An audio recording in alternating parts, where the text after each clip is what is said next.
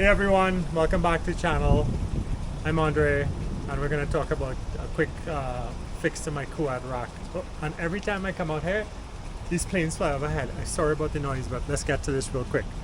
So this here is my quad rack.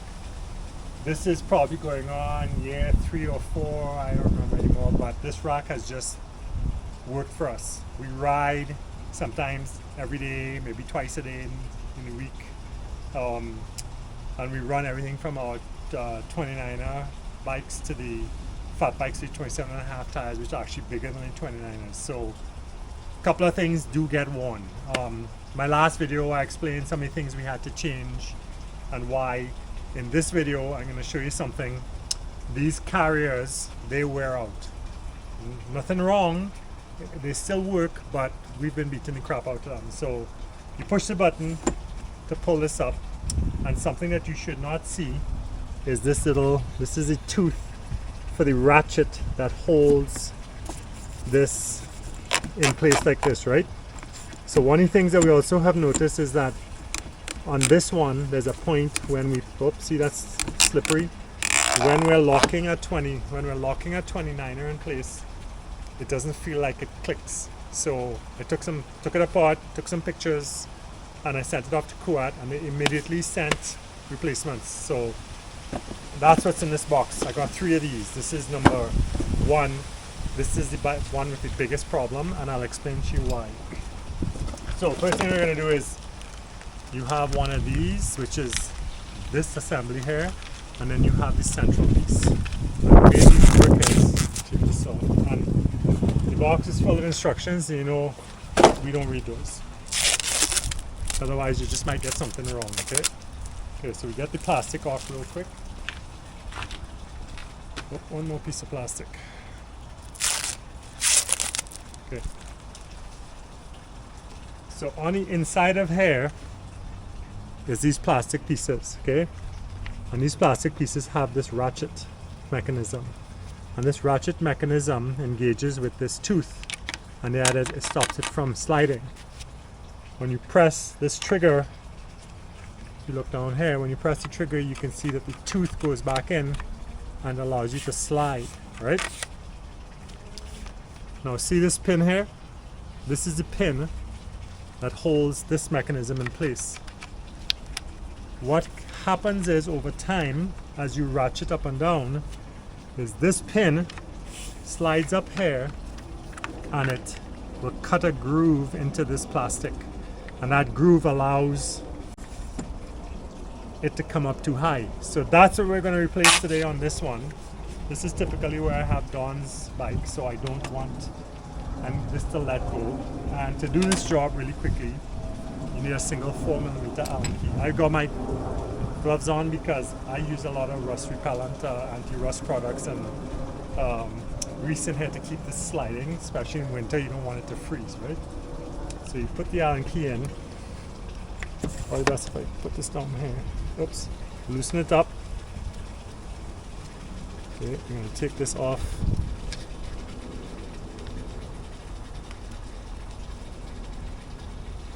This whole thing comes apart.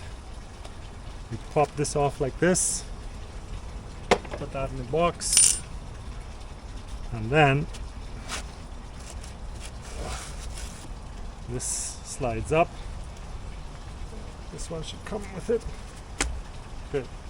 So what I'm going to show you is, if you look in here, you can see how these teeth right here are worn.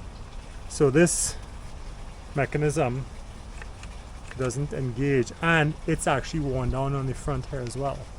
So these are plastic parts. They wear. There's not much you can do about it. And remember that groove I told you about? I pull this piece out, I will show you.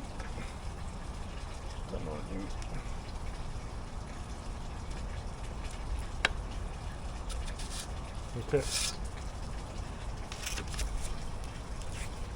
So when you pull up, right? See how that slips right past? I'm going to put this down here too.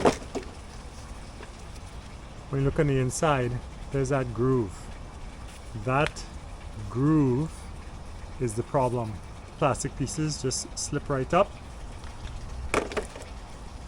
If you look on this one, there's no groove. Now I'll let you compare two so you can see. New one, no groove, old one grooved. Right? That's just plastic wear. It's gonna happen when you have plastic parts.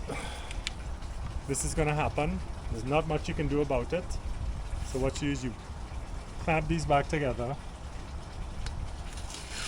slide this in, get this lined up, see? Then you take the new part,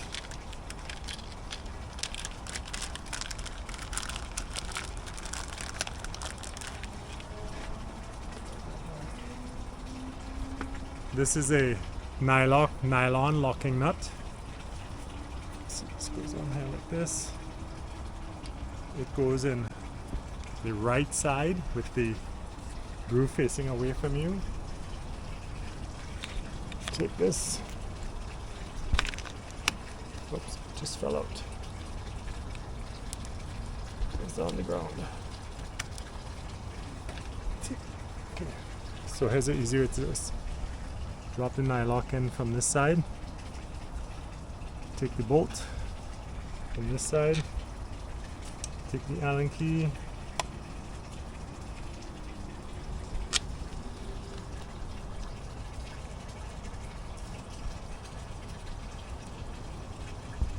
And tighten them up. Oh, sorry.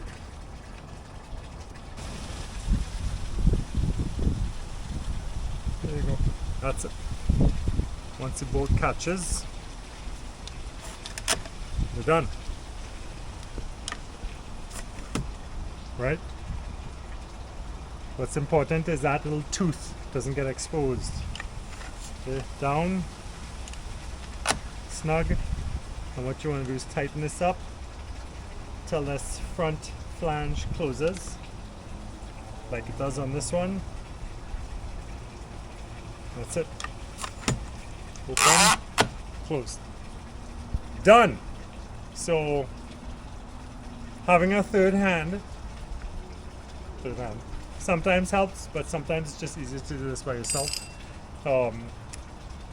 I will still use some anti-seize, well, grease type stuff, probably this crown rust protection material that or spray that we use here to stop this from freezing, because whenever especially in winter when we have a lot of salt, after every use I try to hose this down in one of the pressure wash, car wash places to get the salt off the bikes and to get the salt off the rack.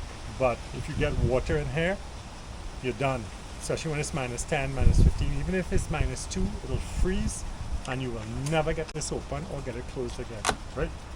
And that's it. We're done. As always, stress less, ride more, ride smart, ride safe. See you on the trails.